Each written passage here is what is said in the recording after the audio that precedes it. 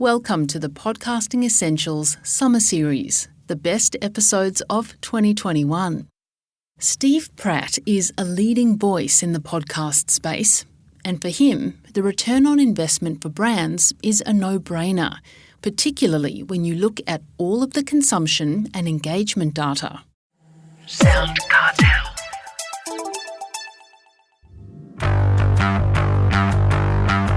Podcasting is undoubtedly global, so hearing from people in other countries about their take on the medium isn't only affirming, but also enlightening.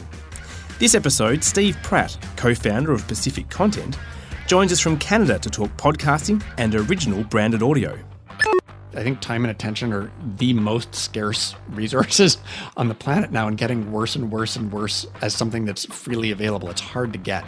So if you can get that and prove it over and over again, and you have an engaged audience of people who voluntarily sign up to opt in and say, I would like to hear more from you, I don't think there's a brand on the planet that would say no to that.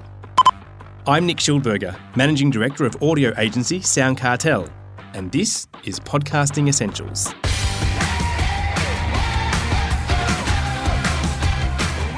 Welcome to episode 3 of season 5. And joining me is producer and co-host Nicole Goodman. Hello, Nick. Good to be back for another episode. It is, and we've officially hit 2 million podcasts. 2 million. I can't believe it. It is astounding. It is, but as we'll hear in today's ep, with the growth of the number of podcasts comes a growth in listenership and more opportunities for brands. And perhaps the 2 million and first podcast is worthy of mention, well, there or thereabouts. It's only one podcast, but it's the latest from Serial. It was such a pivotal moment for the industry when the first Serial podcast launched back in 2014. It was, and we've referenced this before, Nick, but I have to say for me it was that breakthrough moment. When I heard that Serial podcast, I binged it over a whole weekend. I couldn't stop and I was hooked from then on. And so many others. Yeah, and that's why they call it the Serial effect. Well, this new one is right up your alley as well, being US election fraud based. Yes, another one to dive into if I can handle any more US election fraud. But it should be amazing. I'm really looking forward to it. But today we're talking all things branded audio with Steve Pratt. We spoke to Steve on Podcasting Essentials 2 years ago, so it's great to have him back to hear what he's been up to and to share some of his podcasting insights and wisdom.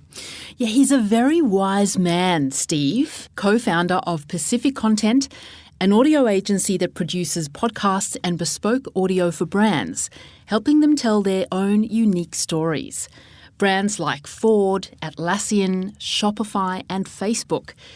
Steve is very much an early adopter. He's been podcasting since 2005. Around the same time we started podcasting. That's very true. And he's been involved with a number of media startups over the years.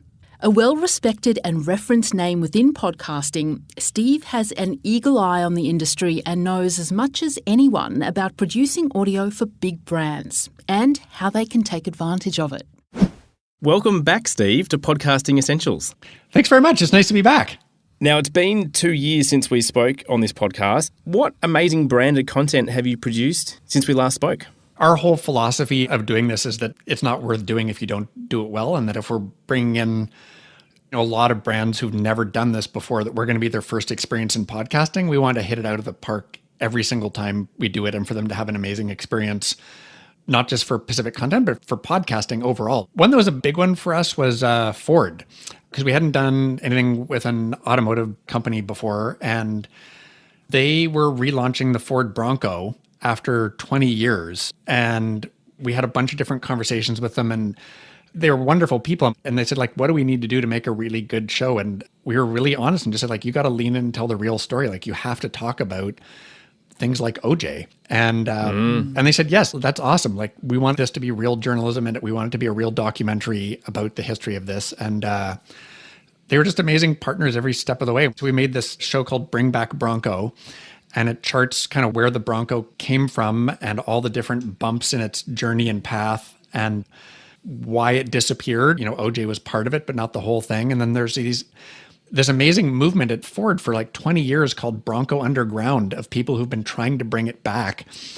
And they let us in on all of it and all the new stuff about how it was coming out and launched. And we got Sonari Glinton, who is a former NPR journalist in automotive and finance, hosting it, and layered kind of the parallel histories of Detroit and the US with the Bronco. Like, there's really interesting patterns in it. And we're so proud of it. And it did really, really well. It's our first serialized one that we've ever done. And after the first episode, where we have a little bit of sampling, all the completion rates are over 100%, which is nuts for us. Like, just amazing testament to like the people who like it and signed up really enjoyed it a lot and listened more than once in a lot of cases. How long are the episodes? I think about 25 minutes, 25, 30 minutes. Yeah, that's fantastic. You know, it's interesting because a lot of our best practices don't have a really heavy brand touch. Don't make the show about your own products and services. And this was a really interesting strategy pivot for us to lean into it and say the whole show is about the Bronco because it's this piece of pop culture lore and it's just a really iconic car with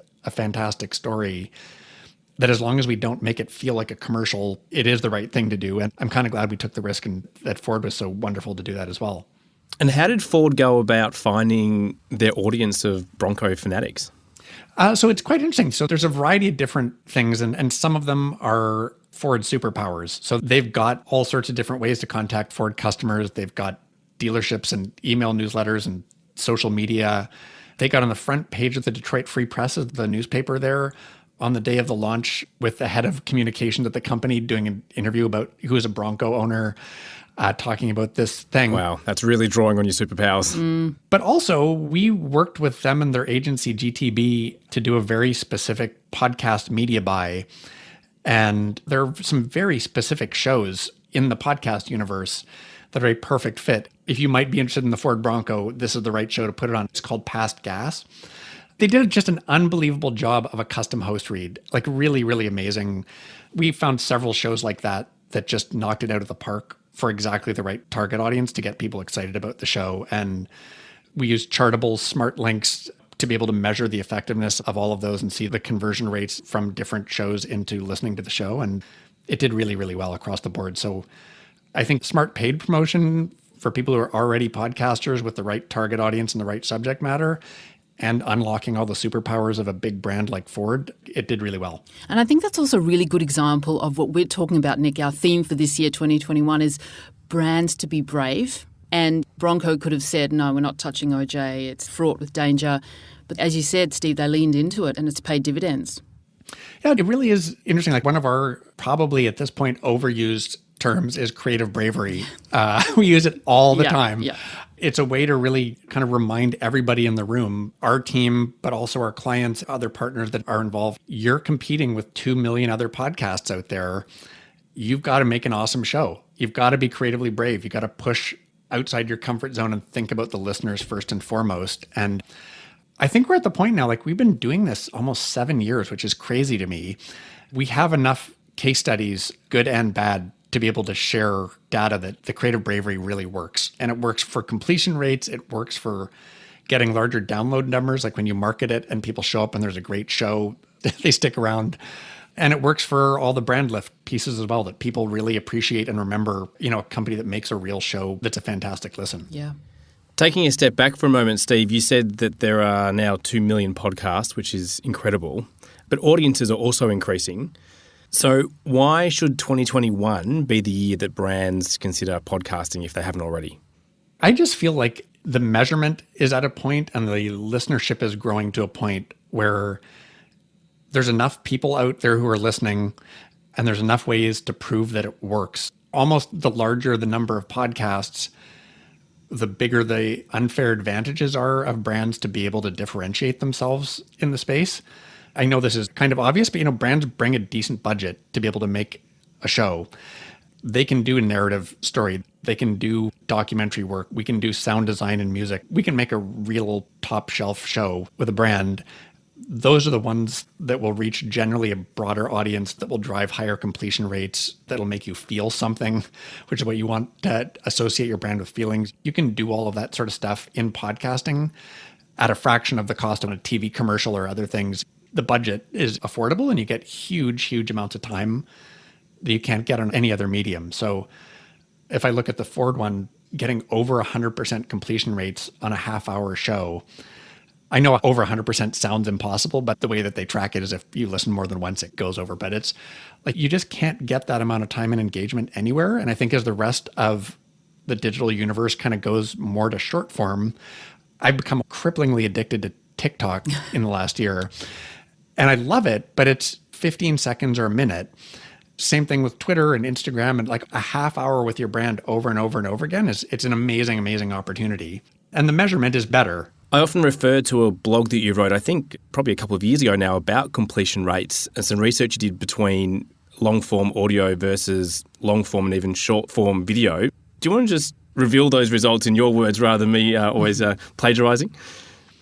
I think if you look at anybody who does YouTube videos regularly, or especially as a brand, it's pretty hard to get completion rates above 40 or 50%. And most of the time on the videos is pretty short, like sub 5 minutes for a lot of it. It's not a perfect analog audio to video, but I think people are used to looking at completion rates and how much time you get per video. Audio just blows it out of the water. And there's obviously reasons for that. I think that a lot of different contexts for when people listen and how they listen.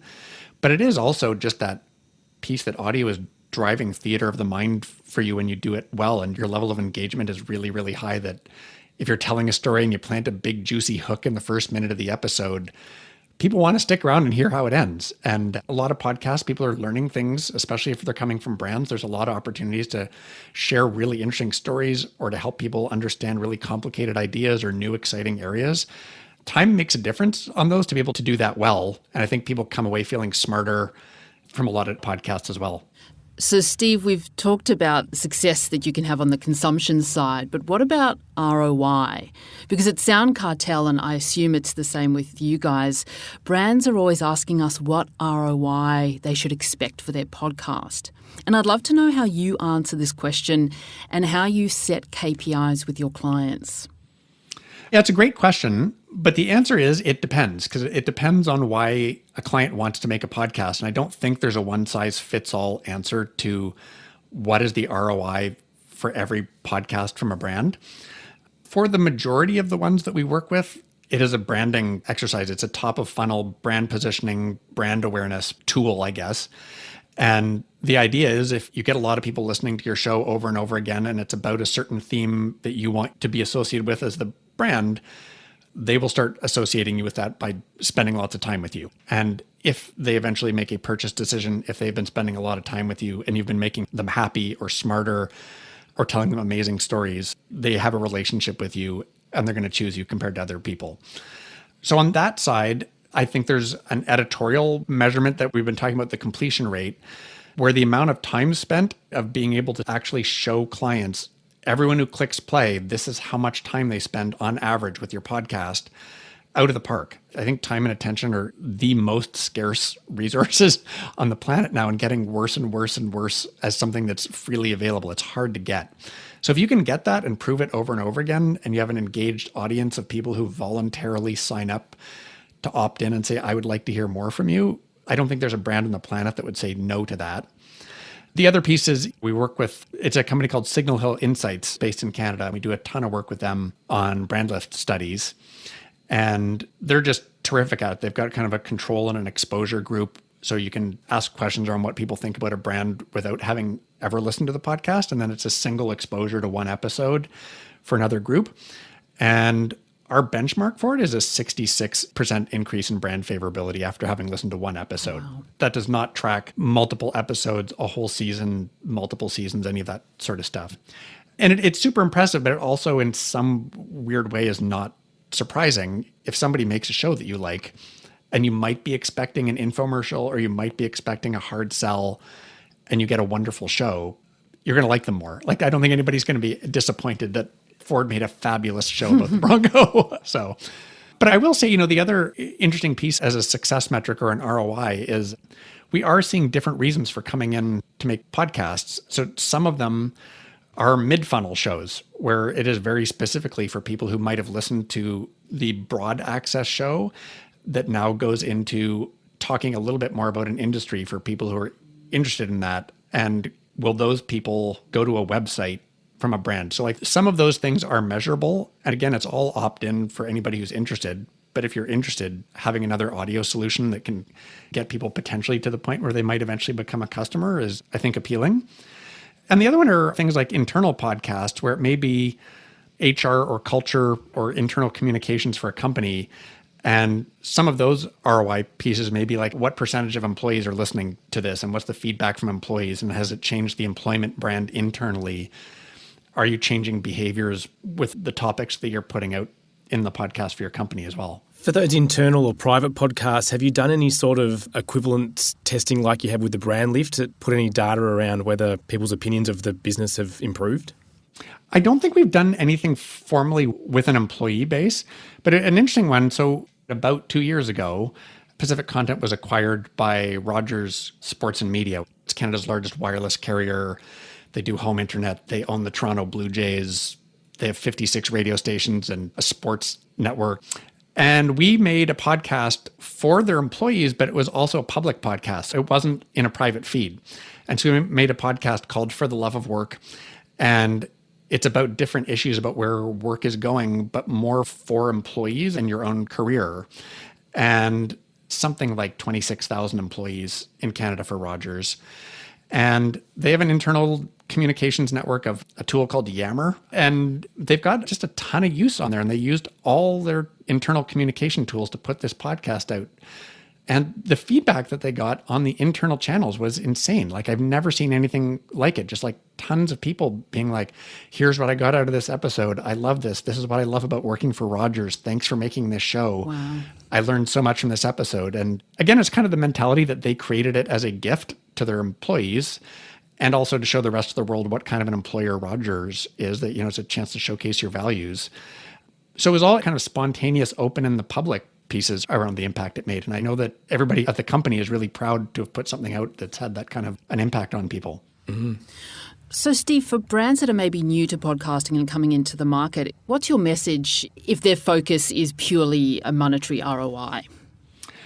Honestly, a lot of the time we will say, like, I'm not sure this is the right medium or the right strategy for you to do it, because I don't think anybody signs up to be sold a product. If you want to drive sales in a short period of time, you have to talk about the product. You have to push people to do it. And I think that at that point, you really are making an infomercial, and you might have a select group of buyers who want to know about your company. Maybe it's product education for the right group for people to learn more about it, or to learn about new releases of software. Or I could see it in certain cases, but for the majority of the ones that when we have that question, I think put yourself in the shoes of a listener and think about what a hard sell sounds like, and whether you would voluntarily spend 30 minutes with that on an ongoing basis, or whether you would listen once and never come back. Yeah, really good point. So then what styles and formats do you think work best for brands? We hear a lot about interview and narrative, but are there other options that brands should consider? I think audio is still a wide open space where there's just a lot of stuff that hasn't been done yet. I almost hesitate to say this is the right format. I think the criteria is you should be differentiated, is that you should do something that is different than what is already out there. And, I think we use the phrase a lot, what's the show that only you can make?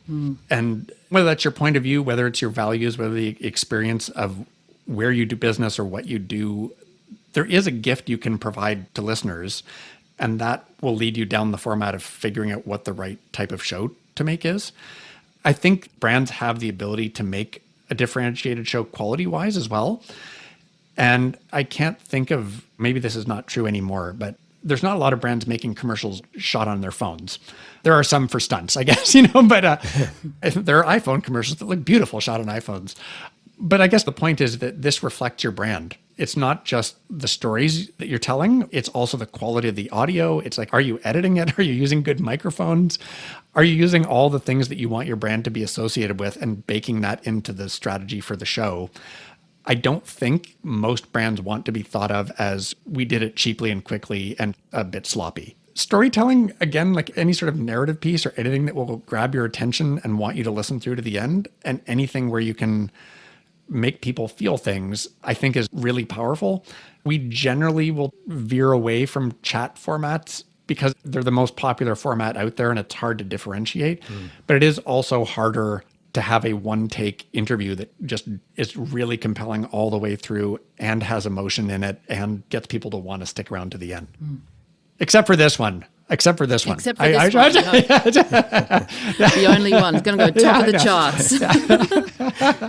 Are you able to reveal any of the secret sauce that goes into producing the most engaging and effective branded audio content? Well, I wish it was more secret than this. It's awesome storytellers. It's really good people and putting time and effort into doing fewer things better. I think we live in an age of a lot of disposable content. And I think there's a lot of podcasts out there where the right business model, if you are making an original show, is generating a lot of inventory. It's not an accident that The Daily is The Daily and does really well because it's daily. It's a great show, but it also... You mean The Daily from the New York Times? Yes, yeah. Oh my gosh, my favorite podcast. I love it. I listen to it every day. It is phenomenal. The production is astounding. Sorry, I just had to throw that in there. I'm a big fan. No, and there's a lot of people that work on it, right? Like they have knocked it out of the park, but they also have the resources to be able to do that many episodes a week. When you think about it from a brand standpoint, the level of conversations you need to have around what the topics are, the number of different people who need to listen to it or approve it, sometimes it has to go through legal or compliance, the ability to set up a marketing plan to be able to promote the show. It really is about the patience and the time and resources to do it right so that you can be differentiated and make that creatively brave show and that you can market it really well and make sure all the right people know about it. Yeah, sometimes less is more. Do less really well and, like you say, differentiated rather than trying to bite off more than you can chew. We would honestly say to people, like if they're coming in saying like, oh, we'd like to make 20 episodes, but we have a shoestring budget. It's like, well, why don't we make 6 awesome ones? That's right. And have a marketing budget for those 6 and over again has a much bigger impact, something that lives onwards. Excellent segue, Steve, because I want to talk about marketing and growing the listenership for a branded podcast. Now, we've already talked about that brands have a bit of an advantage because they already have an audience. But what tactics have you seen your clients use to best effect to grow an audience? And how do brands reach out beyond their existing audience? So we do an audit with every new client, and it's from day one. Dan Meisner is our head of audience development, and he's just so smart about this and has really shaped a lot of our thinking on doing this. And we learned the lesson the hard way of having some of our early shows not do as well as they could have. And I think originally we were like, yeah, you know what? We can't control everything. We don't have those channels. Like no one's going to give us the keys to a brand's social media or email newsletters. And so we backed it all the way up to the very first interactions we have with a new client. And we've got so many case studies and so many pieces of data around the effectiveness of using brands' channels and existing kind of owned and operated channels to market shows. It's not, but it's almost a condition of working with us. Like we talk about it so much early on and start talking about it before we've even made the show. And everyone's different. And so, kind of going through and doing an audit and getting a list on a wall or in a Google Doc or something of all the different ways that a particular brand can reach people.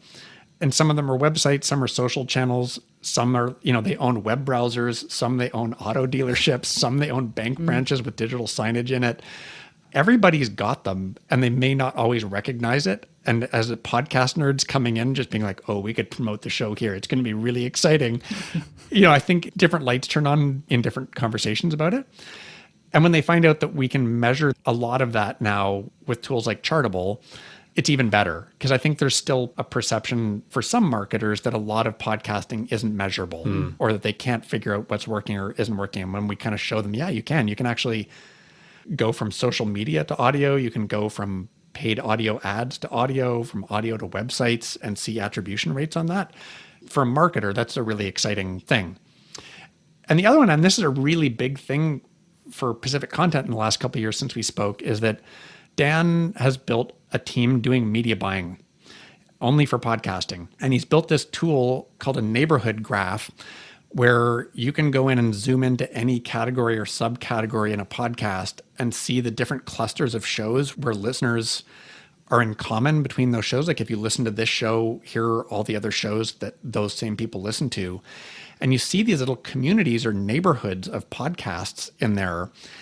And so we can go to a client and say, like, what neighborhood do you want your podcast to live in? Where do you want to build your house? And how is your podcast in this neighborhood going to be different than everything else that's in there so that you're special in that neighborhood? And then when you're marketing it, we're going to go buy ads on all those other shows that are already the people that you're listening to. It's very similar to what we were talking about with the Bronco episode. Find the right shows with the right target audience, really work with those hosts on custom host reads, get them to listen to the episodes of the show so that they can actually talk about it with authenticity and put measurement on it. And that's the way that you get audiences that are outside of your existing reach. How do you measure the host-read ads or the effectiveness of the host-read ads? You can put chartable links on, if you get it on both sides, if you get it on the podcast that you're buying the ad on and they integrate chartable into it on the smart ads, and then you have it on your own podcast, there is attribution between those. Now, Steve, taking a slightly different tack, I want to talk about the Infinite Dial for 2021 that's just come out from Edison Research and Triton Digital. It's showing a huge increase in smart speaker ownership. How can brands capitalize on the boom in households buying these speakers? I think it's experimentation. I feel like COVID is a big behavior changer on so many different levels in media, and it's been really interesting. I think there's a lot of speculation that podcast listening would go down with the absence of commutes and things like that. It just changed behavior. So there was a spike in the morning commute and there's a spike in the afternoon commute. And it's just leveled off throughout the day. And the consumption is back going up again above where it was before.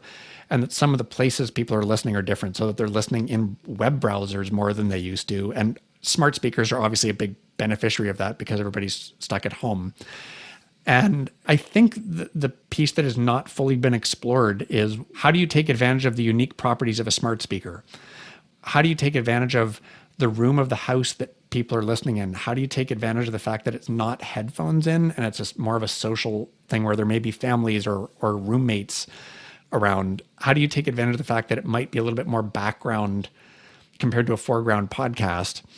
And I think that there are content strategies just sitting on a plate for brands to come in and maybe own a room of the house, maybe own a time of day, own something that's more of a social listening piece. Maybe it's a different length of show. And I think there's a really interesting opportunity that will come in the future for creating things to be part of routines. You know, there's routines on all these smart speakers for like keywords, whether it's good morning or good night or whatever it is. If you can build yourself into the future of people's morning routines when they wake up with something that's really interesting, like maybe a short nugget in the morning, I think you kind of win. And thinking about what smart speaker queries you want to be the answer to, I don't think that everybody's figured out exactly how smart speaker SEO is going to work, but I have a strong hunch that the best answers will still win in the future. And it's probably not just going to be a robot reading Wikipedia forever. So experimentation, again, think about, let's not talk about ourselves. Let's create value and be the really good answers to questions we want to be associated with. Those all feel like interesting strategies. I'm kind of waiting though. Like I've been waiting for brands to jump into smart speakers and smart speaker adoption to jump for several years. And I wonder if COVID is the thing that will start triggering more experimentation in that space because of this jump in listening. And while the quality of the speakers improves and more speakers are going to be installed in people's homes, that surround sound sort of installation, imagine what you can do with immersive audio. You don't need to have headphones on. You could have a group of people in a room and the sound experience could raise the hairs on your arms. So I think there's lots of fun stuff that could be done. And we haven't discussed Clubhouse on this podcast yet, but I know that you have some quite strong opinions and have been trying a few things yourself. Do you want to just talk briefly about the implications for podcasters and perhaps more importantly, what brands might need to know or how they can get involved? There's a lot of like a frenzied social media conversation about, is Clubhouse going to kill podcasting? And, you know, is social audio going to replace podcasting? My strong opinion is no. I think there'll be competition for people's time and attention, just as there is with everything else on the planet. Any form of media is competing with time and attention. But I think they're serving different purposes, where Clubhouse is not well suited to narrative. It is not well suited to big emotions and quality edited storytelling. It is not well suited to evergreen things, you know, of creating value over time where you make a really awesome asset and it just increases in value over and over and over again. And podcasts are not well suited to being really timely and topical and reactive, and they are not well suited to being interactive. And I think there's a real crackling energy to live, and the ability to actually have conversations and feel a connection with listeners of Q&A stuff. It matters a lot. Like, I think it's a really new use case, a lot like live radio, but live radio with no borders and no frequency pieces. So I think about the same thing in a way as like, what's the best half hour or hour of programming that you could do on podcasting versus the same question on Clubhouse? And they'd be two really different shows that really play to the strengths of the medium. Even on demand, like, I can curate and go set a list of things that I would like to listen to in podcasting. I love that experience. Clubhouse is trying to drive appointment listening where like I actually have to go tune in at a certain time on a certain day. It's hard globally, right? With different time zones. I miss a lot of stuff that I would really like to listen to. But, almost like that Oprah, Meghan, Harry interview where all sorts of people appointment watch TV for the first time in a long time. Elon Musk showing up on Clubhouse can drive a ton of people going in and doing that. And there is something magic about being there in the room when it's happening. So I think for brands who want to get into that space, there's a lot of people trying to figure it out in real time. There's a lot of people who have not hosted live events before who are hosting live events, and we'll learn some new stuff in there. And there's some best practices that I think will probably get passed on from people in groups that have done a lot of that. But ultimately, make an amazing hour that is going to get people really excited to come in and do something live and take advantages of all the strength of the medium. I can't imagine that brands aren't going to be excited about finding ways to do that. Steve, I just want to talk a little bit more about listenership, because whether it be Infinite Dial or any range of surveys, we see that podcast awareness and listenership, they continue to increase independent of each other. But there is still a gap between the two, quite a significant gap. So, for example, in the US, awareness is at 78% and listening is at 57%. Of course, this is a massive opportunity for producers and advertisers. But what do you think is going to close that gap and get more people actually listening? Is it just time, or do you think it'll take another big milestone like the podcast Serial provided in 2014? It's a really good question. I wish I knew the answer to it. I have a couple ideas, but I don't know. My gut is that there's a legacy to podcasting where a lot of it came out of the public radio space around the world. And my first podcast was at the Canadian public broadcaster, CBC, in 2005. Public media around the world were some of the first people to jump into podcasting and have been promoting it for a long time. So if you're not a public media person and that doesn't resonate with you, you may have a bias against podcasting in there. Tom Webster is one of the guys who also puts out the Infinite Dial, has talked about language a lot, that for a long time podcasting has said subscribe, and that a lot of people think that you have to pay money for podcasts when they're free. And that's a barrier. And I almost feel like when we've talked about kind of creative bravery and the different formats that are out there, there are not shows for everybody yet. When we look at other media formats of movies or TV or things like that, they're not all represented in podcasting at a quality level that's going to bring in large audiences. I think there's going to be more experimentation in format that will close that gap. I'm a bit obsessed with the idea of short form audio when I think about younger audiences who don't want to commit a half hour, an hour to listening to a show. Is there a social version of short form audio of 15-second or 1 minute things that are going to start coming out? And I look at the tools that Spotify with Anchor are starting to build in terms of trying to grow more creators. I think my favorite podcast interview about where the future of podcasting is going was on the A16Z podcast last August, maybe. And it was like the Spotify head of R&D, a guy named Gustav, who was being interviewed. And it was really about the shift to creators and thinking about how to empower more creators, that podcasting in some ways is still too hard to make. Even though there's 2 million of them, it's hard to make a podcast. It is hard to get it in all the distribution centers. The more that companies like Spotify think about how do I make this as easy as TikTok has made making video, the more people will put stuff out and different types of creativity will blossom and younger, different listeners will come in. So I'm quite excited to see what that has in store for podcasting and all the different creative things that'll come out when you put in some different kind of weird constraints of making it easy to create and consume. I don't think there's been a model where on-demand has not worked. There's 2 million things I can choose from and it's all free.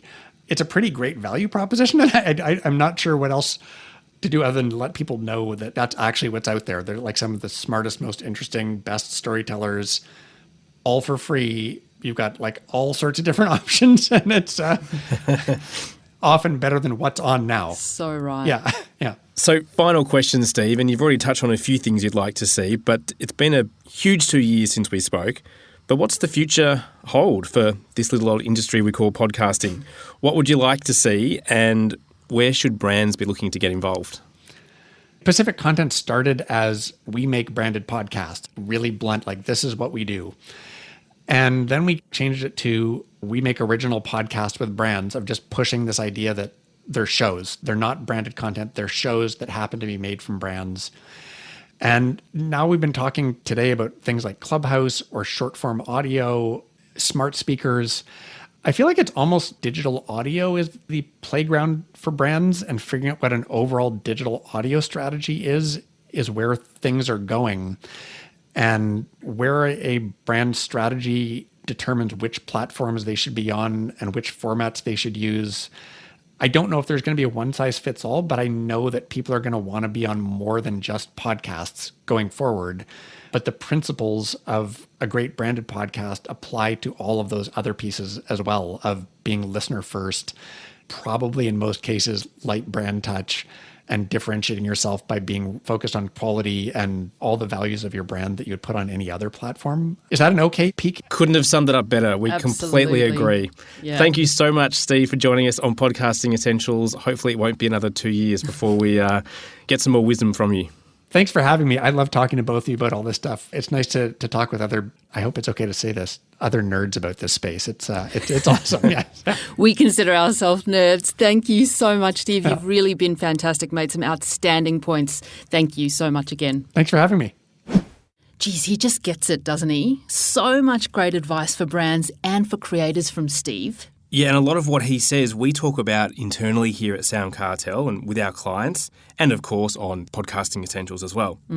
I definitely recommend subscribing to Pacific Content's blog. It's a great way to regularly access the thoughts of Steve, Dan Meisner and the other smart folk at Pacific Content. And we'll put a link to their blog in our show notes. Well, that's it for this episode of Podcasting Essentials. Thanks, Nicole, for joining me for another great episode. It was brilliant. Thank you, Nick. For more about us and how we can help you produce a podcast, visit soundcartel.com.au or our socials at soundcartelAU.